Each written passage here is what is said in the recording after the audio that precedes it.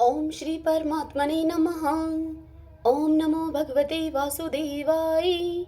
ओम श्री कृष्णाय नमो नमः। जेठ मास महात्म्य अध्याय 15 की पावन कथा में हम आज सुन रहे हैं गंगा अवतरण की शेष कथा। स्कंद जी ऋषियों से कहने लगे कि हे ऋषियों, कपिल मुनि ने राजा सगर और ऋषिगणों से पूछा कि आप कौन हैं और कहां से आए हैं, तथा मेरे पास आने का आप सबका क्या कारण है। तब वे लोग कहने लगे कि हे भगवान, यह परम धर्मात्मा राजा सगर शोक और दुख से व्याप्त होकर आपके सामने गिरा हुआ है। इस राजा के दुख का कारण आप सुनिए। यद्यपि आप सर्वज्ञ ज्ञाता हैं, हे प्रभु, इस राजा सगर ने अपने 60,000 पुत्रों से युक्त होकर अश्वमेध यज्ञ को आरंभ किया और इसने संग्राम में इंद्र को भी जीत लिया। जब यज्ञ आरंभ हुआ और 60,000 पुत्रों और बहुत से सैनिकों सहित यज्ञ के अश्व को जगती तल पर छोड़ दिया गया, तब वह घोड़ा फिरता हुआ अकस्मात अदृश्य हो गया। उसके अदृश्य होने पर उन वीरों ने बिल पर्यंत त्रिलोक्य में उसकी खोज किया और समस्त पृथ्वी के भागों को देखा। उसके बाद वे सगर पुत्र विवर से संगलन भूग्रह में गए। हे मुनि श्रेष्ठ, इसके आगे का वृतांत हम नहीं जानते। इनकी ये बातें सुनकर समाधि के द्वारा सब समाचार जानकर कपिल ऋषि बोले कि हे ऋषियों, इस कर्म को गुप्त रूप से करने वाला इंद्र है। यज्ञ के घोड़े को मेरे पास बांध कर वह स्वयं अपने लोक को चला गया। सगर पुत्र तथा राज्य के मंत्री और अश्व के रक्षकों ने मुझको चोर समझकर यहाँ बांध दिया और मारने पीटने लगे मुझे। तदंतर मेरी क्रोध अग्नि से सब सगर पुत्र आदि सब जल गए। मैंने उनको जानबूझकर भस्म नहीं किया है। ऋषि श्रेष्ठ कपिल मुनि ने इस प्रकार कहकर अत्यंत दुख प्रकट करते हुए स्वयं अपने हाथों से राजा सगर को उठाया, अपने हाथ से उसके मुख कमल को पोंछा और मधुर वचन बोले कि हे राजश्रेष्ठ, भय मत करो, तुम अपने राज्य को जाओ। तुम्हारा 100वां यज्ञ मेरे वरदान से पूर्ण हुआ। मेरे प्रताप से तुमको अवश्य महेंद्र पद मिलेगा। और इंद्र ने जो दुष्टता की है तुम्हारे साथ, वह दुष्ट बुद्धि के कारण अहिल्या में उसकी कामुक बुद्धि हो जाएगी और गौतम ऋषि के श्राप से परभग योनि में चिंतित होगा वह। इस प्रकार राजा सगर को वरदान देकर और इंद्र को श्राप देकर फिर राजा सगर से वह बोले कि हे राजन, तुमको एक प्रिय पुत्र की प्राप्ति होगी और उससे सत्य नाम की श्रेष्ठ पुत्री होगी और उनसे बड़ा ही शूरवीर और सत्य पराक्रमी पुत्र भगीरथ नाम से विख्यात सूर्य कुल का भूषण उत्पन्न होगा। वह सूर्य कुल का भूषण शस्त्र और अस्त्र विद्या में कुशल, नीतिमान, सत्यवान और पवित्र आचरण वाला होगा। वह समस्त पृथ्वी को जीतकर अति दुष्कर तप करेगा।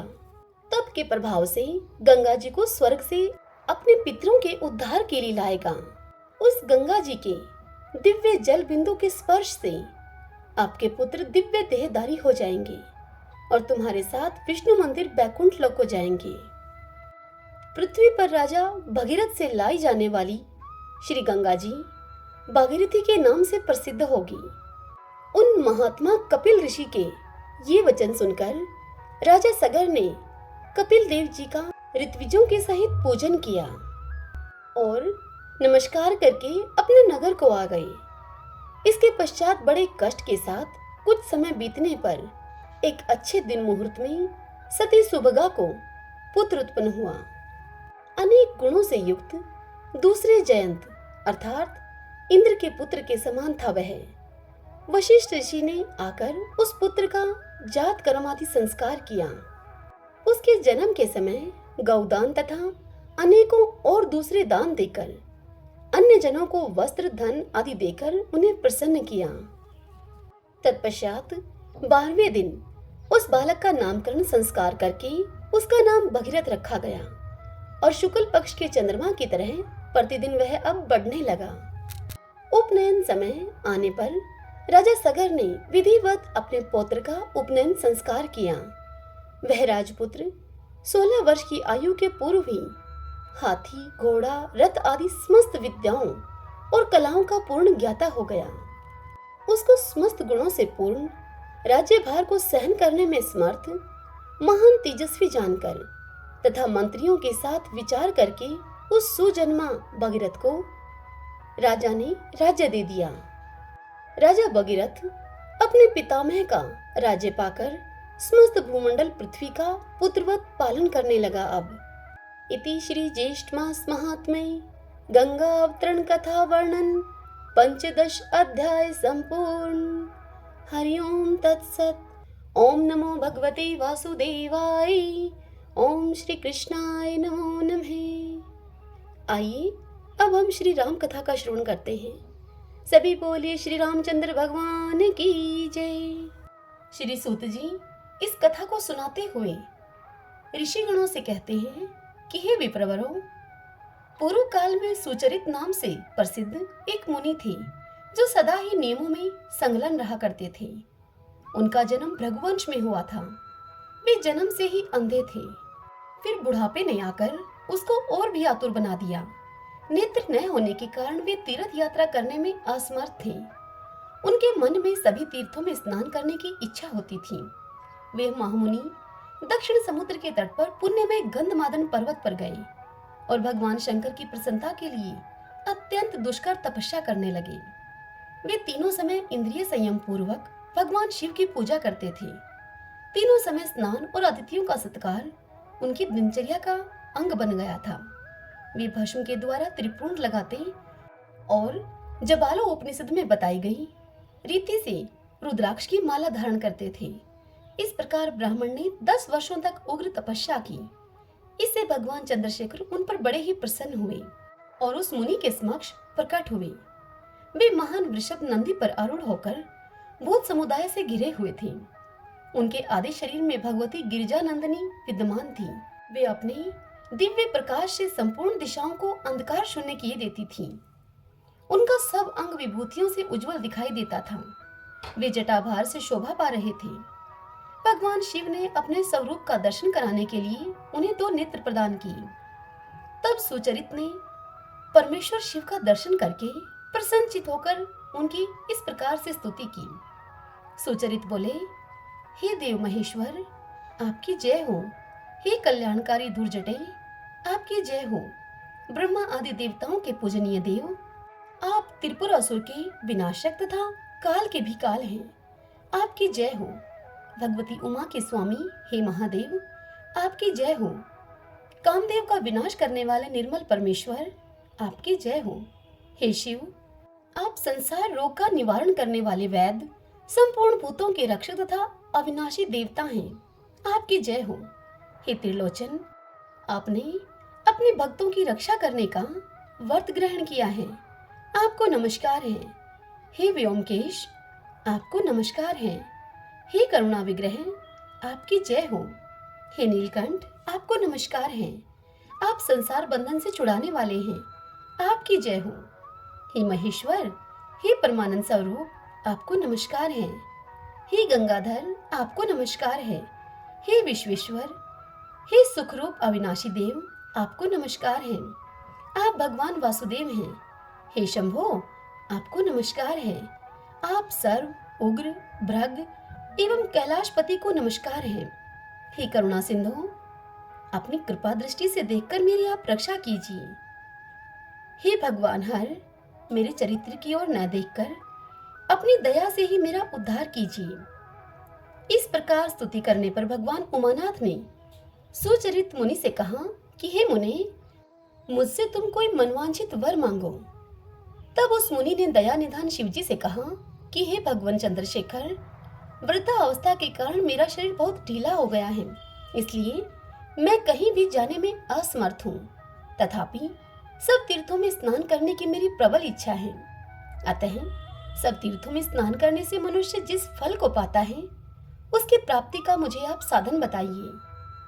यह सुनकर महादेव जी ने बोला, हे विप्र, श्री रामचंद्र जी के सेतु से पवित्र हुए इस गंधमादन पर्वत पर मैं संपूर्ण तीर्थों का आह्वान करूंगा।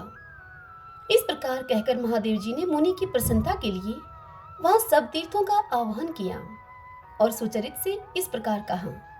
भगवान शंकर बोले कि हे मुने, यहाँ सब तीर्थों का निवास होने से इसका नाम सर्व तीर्थ होगा।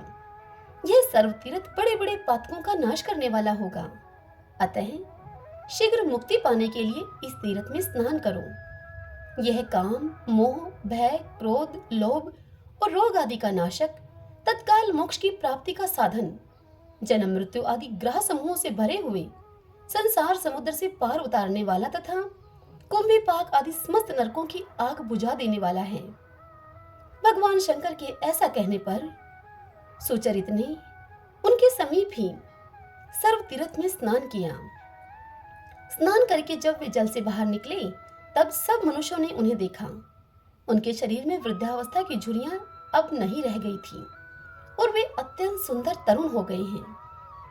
तदंतर महादेव जी ने सुचरित से कहा कि हे सुचरित, तुम इस तीर्थ के किनारे रहते हुए मुझ मुक्ति के दाता शिव का स्मरण करते हुए सदा इसी में स्नान करो। अन्य देश के तीर्थों में तुम मत जाओ। अंत में इस तीर्थ के महात्म्य से तुम मुझे अवश्य प्राप्त कर लोगे। दूसरे मनुष्य भी जो इस तीर्थ में स्नान करेंगे वे मुझे प्राप्त कर लेंगे। ऐसा कहकर महादेव जी वहीं पर अंतर्ध्यान हो गए। तदंतर सुचरित मुनि बहुत समय तक सर्व तीर्थ के किनारे पर टिके रहे। वे मन को संयम में रखते हुए सदा उसी तीर्थ में स्नान करते थे। देहावसान होने पर उन्होंने सब बंधनों से मुक्त होकर भगवान शिव का सायुज्य प्राप्त कर लिया। इस प्रकार यहाँ सर्व तीर्थ के महात्म्य का वर्णन किया गया है। जो भी मनुष्य इसे पढ़ता है अथवा सुनता है वह सब पापों से मुक्त हो जाता है। अत्यंत पावन सर्व तीर्थ में स्नान करने के पश्चात मनुष्य ब्रह्म हत्या आदि पापों का नाश करने वाली धनुष कोटि में स्नान करने के लिए जाए। उसके स्मरण मात्र से मनुष्य मुक्त हो जाता है।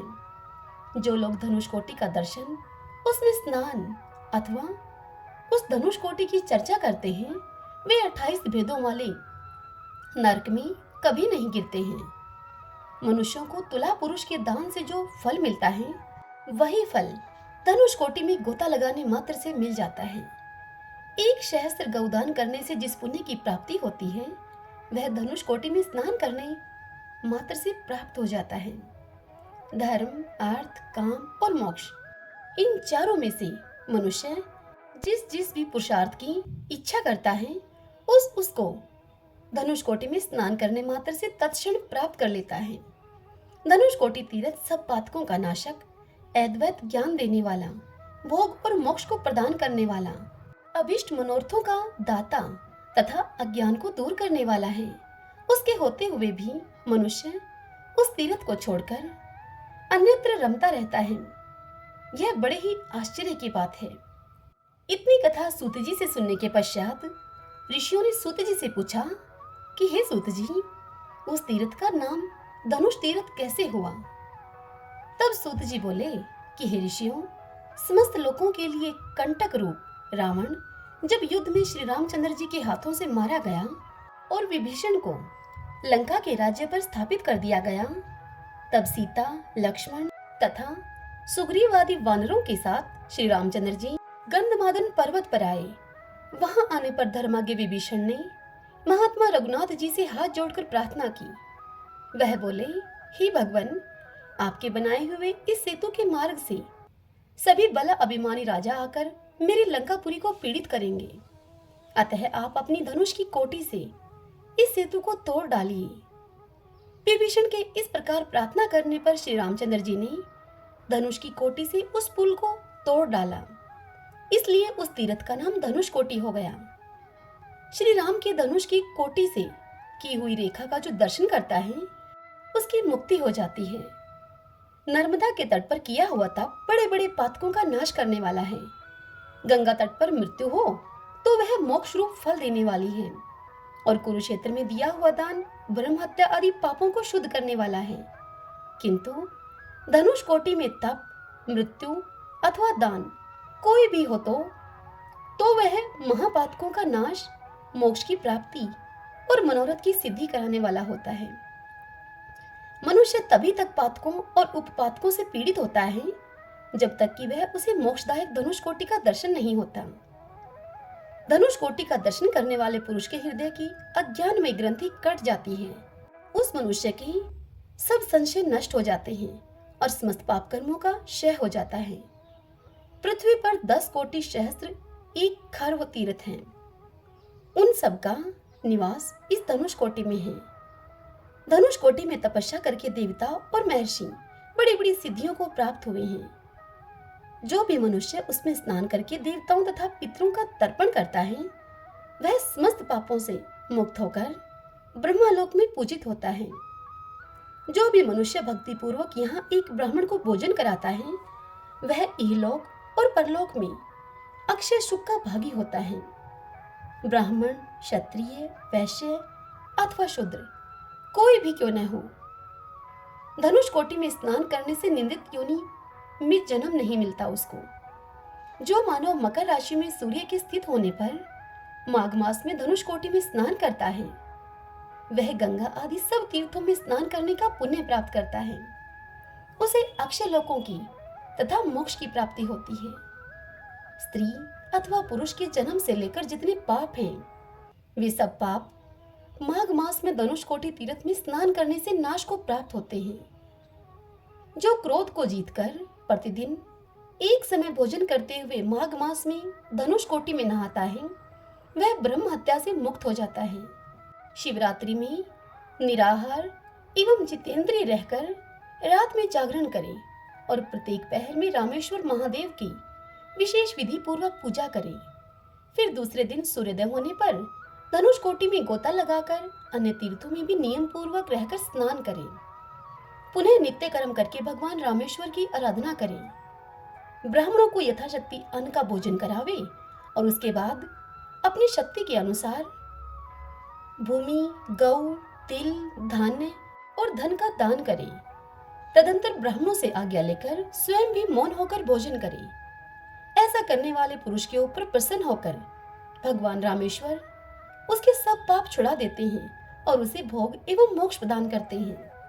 अतः मोक्ष चाहने वाले पुरुषों को माघ मास में धनुष कोटि में अवश्य स्नान करना चाहिए।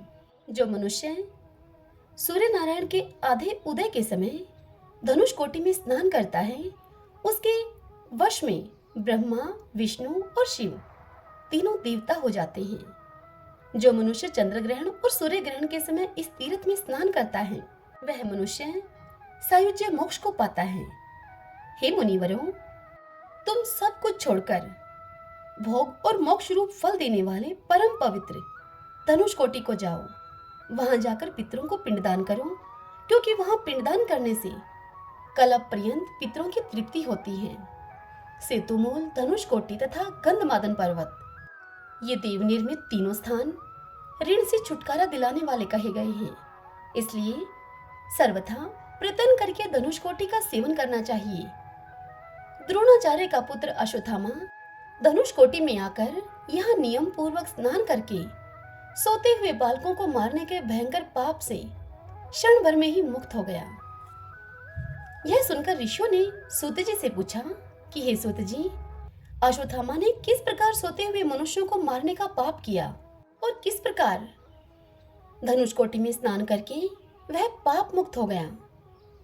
ऋषियों की इस बात को सुनकर सूत जी बोले कि हे ब्राह्मणों, सुनिए, पहले पांडवों का धृतराष्ट्र के पुत्रों के साथ राज्य के लिए युद्ध छिड़ा था।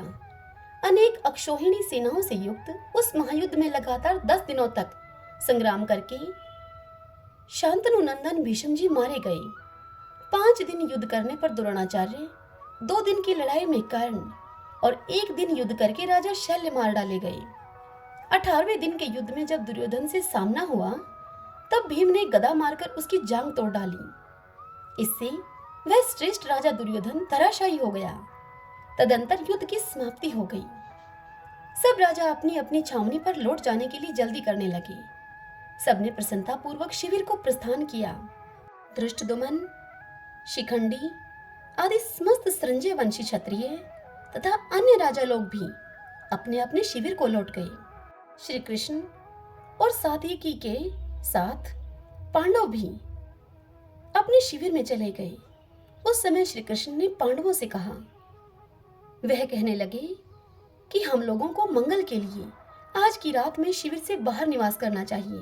तब श्री कृष्ण और सात्विकी के साथ सब पांडव छावनी से बाहर निकल गए।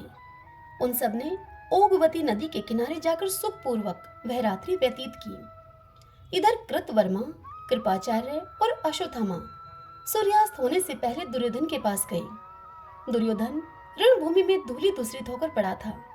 उसका सारा बदन रक्त से नहा गया था और वह धरती पर पड़ा पड़ा छटपटाता था। उसे उस अवस्था में देखकर अश्वत्थामा आदि तीनों को बड़ा ही शौक हुआ। राजा दुर्योधन भी उन सुहृदयों को देखकर शोकमगन हो गया। तब अश्वत्थामा क्रोध से प्रचंड अग्नि की भांति जल उठा और इस प्रकार कहने लगा। अश्वत्थामा ने कहा कि हे राजन, इन नीच शत्रुओं ने छल से मेरे पिताजी को रणभूमि में गिरा दिया था, परंतु उसके कारण मुझे वैसा शोक नहीं हुआ जितना कि मुझे आज तुम्हारे गिराए जाने पर हो रहा है। हे सुयोधन, मैं अपने सत्य कर्मों की शपथ खाकर कहता हूँ, आज रात में सरंजों के सहित पांडवों का श्री कृष्ण के देखते ही देखते वध कर डालूंगा। तुम मुझे आज्ञा दो। अश्वत्थामा के ऐसा कहने पर राजा दुर्योधन ने तथास्तु कहकर उसे स्वीकृति दे दी और कृपाचार्य से कहा कि हे आचार्य, आप द्रोण पुत्र को कलश के जल से सेनापति के पद पर अभिषिक्त कीजिए। कृपाचार्य ने दुर्योधन के कहे अनुसार ही किया। सेनापति के रूप में अभिषिक्त होने पर अश्वत्थामा ने दुर्योधन को हृदय से लगाया और कृपाचार्य तथा कृतवर्मा के साथ तुरंत वहां से चल दिए। वे तीनों वीर दक्षिण की ओर गए और सूर्य के अस्त होने से पहले ही शिविर के समीप पहुंच गए। वहां पांडवों की भयंकर गर्जना सुनकर वे तीनों विजय अभिलाषी योद्धा भय से भाग चले। एक स्थान पर उन्होंने घोड़ों को पानी पिलाया।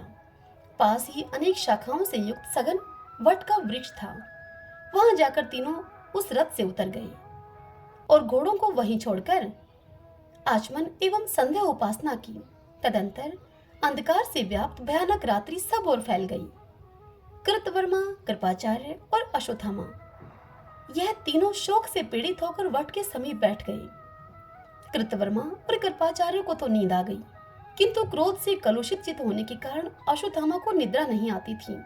वह सर्प की भांति लंबी श्वास खींचता रहा। उसने देखा कि इस बरगद पर बहुत से कौवे रहते हैं और सब के सब भिन्न भिन्न शाखाओं पर सुखपूर्वक सो गए हैं। इतने में ही वहां मांस नामक एक पक्षी आया। वह पक्षी बड़ा भयंकर था। मांस बहुत शब्द करके उस वृक्ष में छिप गया और उछल उछल कर सोए हुए कौवों को मारने लगा। थोड़ी ही देर में कौवों के कटे हुए अंगों से उस वृक्ष के सब ओर का भाग आच्छादित हो गया। इस प्रकार कौवों का अंत करके वह उल्लू बहुत प्रसन्न हुआ। अश्वत्थामा ने उल्लू की वह सारी करतूत रात में देखी।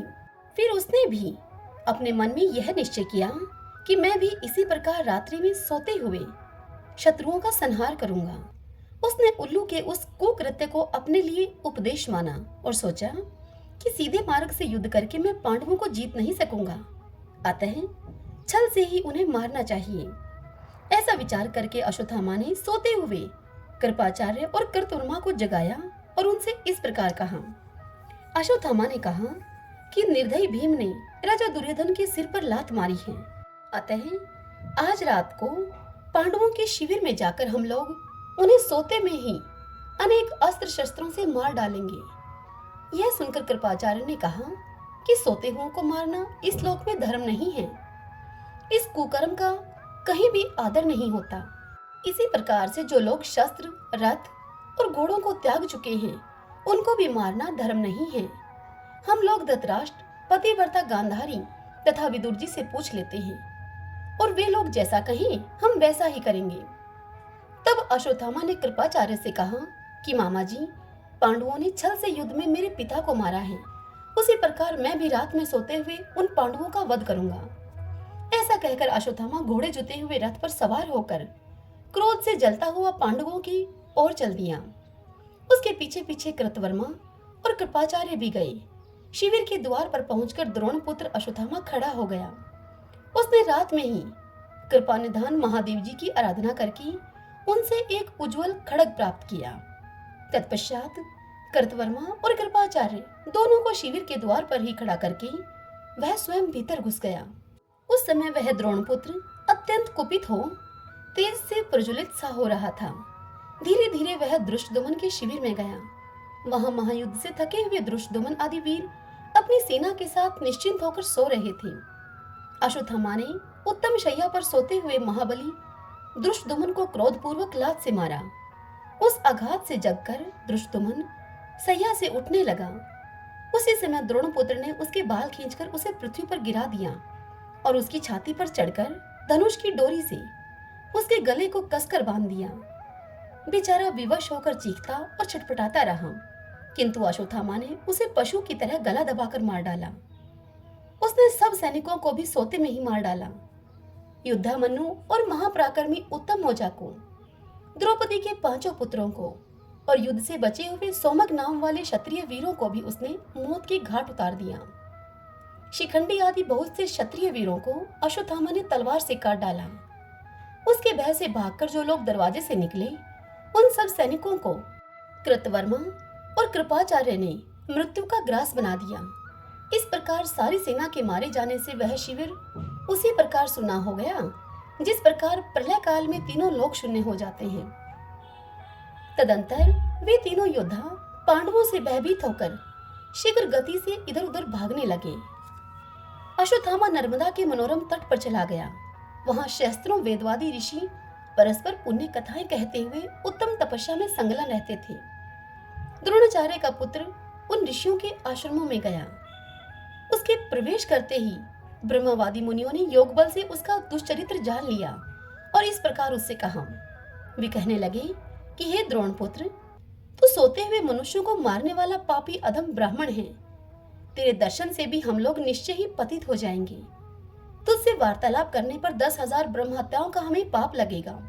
अतः हे नराधम, तू हमारे आश्रमों से दूर चला जा। उनके ऐसा कहने पर अश्वत्थामा लज्जित होकर उस मुनि सेवित आश्रम से बाहर निकल गया।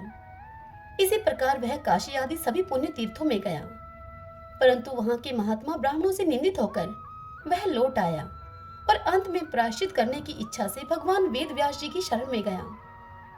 महामुनि व्यास जी बद्रिकारण्य में विराजमान थे।